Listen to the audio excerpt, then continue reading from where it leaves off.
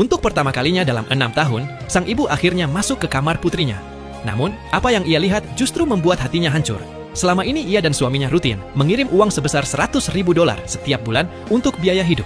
Tetapi di lemari putrinya tidak ada satupun pakaian yang layak. Bahkan sepatu yang dikenakan anak itu pun sudah usang dan robek.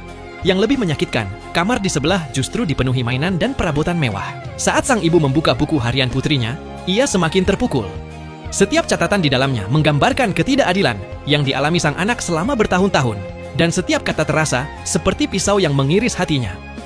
Dalam catatan itu tertulis, suatu hari putrinya dimarahi oleh neneknya hanya karena memakan setengah potong roti lebih banyak. Di hari lain, ketika nenek membawa cucu laki-lakinya ke kota untuk membeli pakaian, gadis kecil itu juga ingin baju baru. Namun, nenek menolaknya dengan alasan bahwa ia hanya seorang anak perempuan dan tidak pantas mendapatkannya. Setelah membaca semuanya, kedua orang tua itu akhirnya sadar betapa menderitanya putri mereka selama tinggal di desa. 6 tahun sebelumnya, setelah kelahiran anak mereka, pasangan itu pergi ke kota untuk membangun usaha dan meninggalkan putri mereka dalam perawatan ibu dari sang suami. Tahun demi tahun berlalu, usaha mereka berhasil besar. Sebagai tanda terima kasih, mereka mengirim uang setiap bulan kepada sang nenek untuk merawat cucu mereka.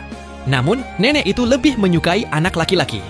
Ia menggunakan seluruh uang itu untuk cucu laki-lakinya, sementara gadis kecil itu sering kelaparan. Bahkan, ia tidak diizinkan makan satu mangkuk bubur pun. Sang nenek hanya memberinya beberapa biji bunga matahari, tanpa peduli apakah ia kenyang atau tidak.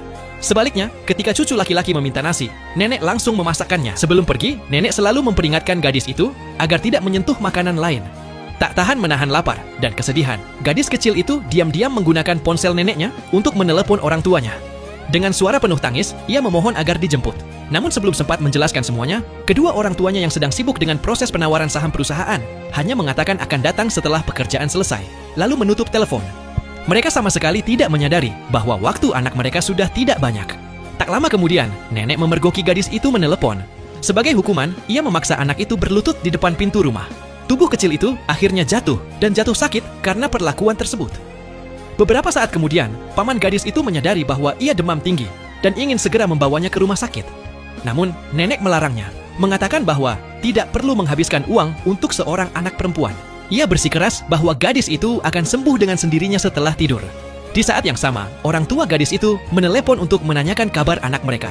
Paman yang kebingungan belum sempat menjelaskan apa yang terjadi, karena nenek langsung merebut telepon dan berbohong. Ia mengatakan bahwa gadis itu hanya terkena flu ringan setelah bermain di luar dan meminta mereka tidak khawatir. Mendengar itu, sang ayah segera mengirim 20.000 yuan untuk biaya pengobatan serta meminta agar anak mereka dirawat dengan baik. Namun, nenek justru berniat menggunakan uang itu untuk membeli mainan ulang tahun cucu laki-lakinya.